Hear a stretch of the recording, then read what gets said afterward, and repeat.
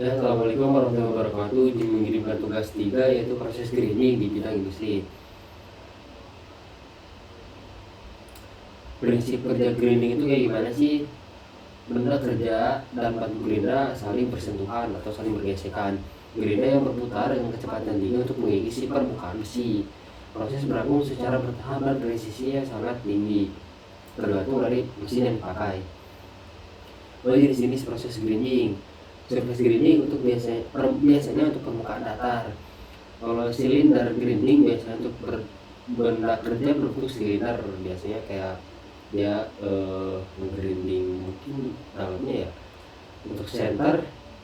Nah, kalau center itu biasanya dia si materialnya dijepit, jadi kayak material dijepit, si ini material nih dijepit oleh besi gini. Nah, si materialnya yang berputar, si grindingnya juga berputar. Nah, itu yang dinamakan center. Center itu bisa dikatakan center ya, tengah-tengah. Jadi dia proses membuat apa ya, biar si permukaannya itu enggak oval gitu, enggak oval. Dia tetap bulat sempurna karena dijepit tadi oleh mesin CNC. Nah, yang keempat, internal grinding untuk bagian dalam atau lubang. Jadi dia grinding dalamnya ya. Oke. Nah, peralatannya itu mesin gerinda, batu gerinda, sistem pendingin biasanya ya, biar materialnya atau si gerinda itu nggak overheat. Kalau overheat biasanya itu si materialnya, biasanya si gerindanya nggak kuat lama-lama. Material yang di grinding itu logam keras, keramik, dan komponen mesin kayak membuat komponen crankshaft tuh biasanya butuh itu gerinda. Nah, aplikasinya biasanya digunakan otomotif, aerospace ini biasanya buat ini ya, luar angkasa bisa.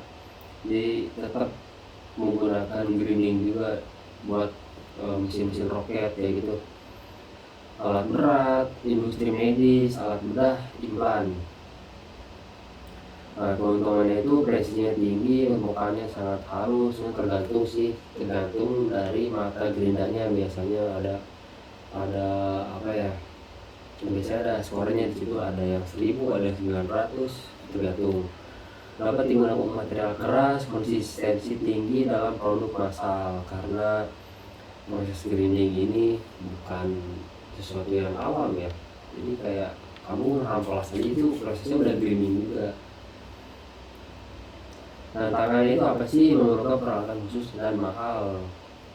Kalau menurut saya kalau memerlukan peralatan mahal khusus itu biasanya buat industri otomotif yang memerlukan presisi tinggi.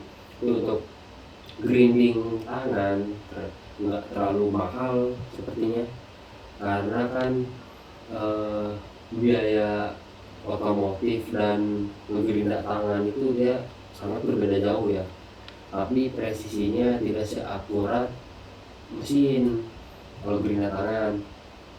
Terus panas yang berlebih dapat menyebabkan distorsi,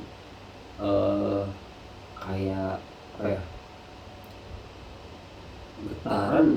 getaran ini pada mesin ini cepat rusak gitu, keausan batu gerinda dapat pantau terus menerus.